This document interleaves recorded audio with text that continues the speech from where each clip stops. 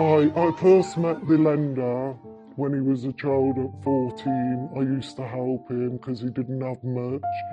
And he used to come mine, ask me to wash his kit for football. And then when he got a bit of money, he offered to lend me some. And because I was struggling with clothes and my older son got into some debt, then I borrowed the money and he put the interest on.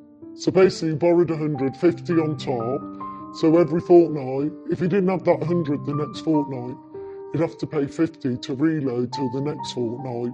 And then if you give him 150 that fortnight, that's cleared. But if you didn't have that 150, you had to pay him 50 every fortnight. And I got into that habit because that's all I knew. I'd say, can you lend me £10? I'll give you 20 back.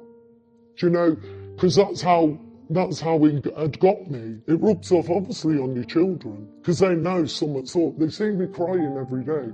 I tried not to cry in front of them, but sometimes you can't. Do you know, I used to cry when I was on my own at night. I lost a lot of friends at the time and family members because they must have thought I didn't tell anyone. They're always saying, where's your money going? Why ain't you got money? Are you on drugs? Are you gambling? Are you doing this?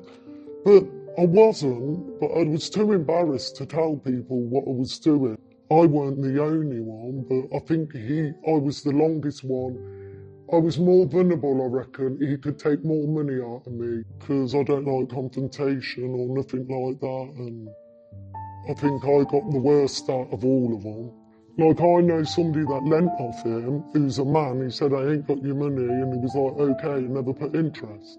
But he did for me. Do you know, he didn't stand up to him, but to me, I used to get threatened that he'd get someone to batter my children. I'm thinking, where am I going to get that money? I got a bit of courage because I was texting that. I could see that yous were helping me. And then when he'd done anything or collected, when I was texting, he's collecting off me today, telling them out, didn't I? And then, obviously, I'd tell him where he was meeting me and made sure there was up the shop. So they could tell him the shop where I was going and withdrawn the money and see me passing. But that's only when I got confidence and I knew I had the support to do it. I couldn't have done that without yours, do you know. But he didn't care about my kids. Now I can say, he seen my child with no food and then he didn't care and he was still going on holidays, getting takeaways. When my son, I was going to the food bank to feed him and my mum. I was working 3 jobs and a 4th one at the weekends. I should be able to go on holidays and do things, you know. But I couldn't even do my hair, couldn't even buy clothes, nothing, you know. It's not about me, it's my kids more. People have known, he tried to get his story to people, like the local lads and that, and they said fair play to her.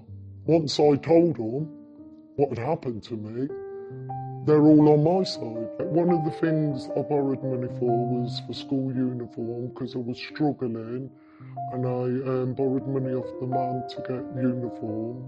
But now I know that there's a lot of support in the community that offer grants or offer second-hand uniform, so I wouldn't get in that cycle and get in debt again just for school uniform when there's more support out there. If I can do it, anyone can do it. I would advise anyone to go to Stop a Loan Shark.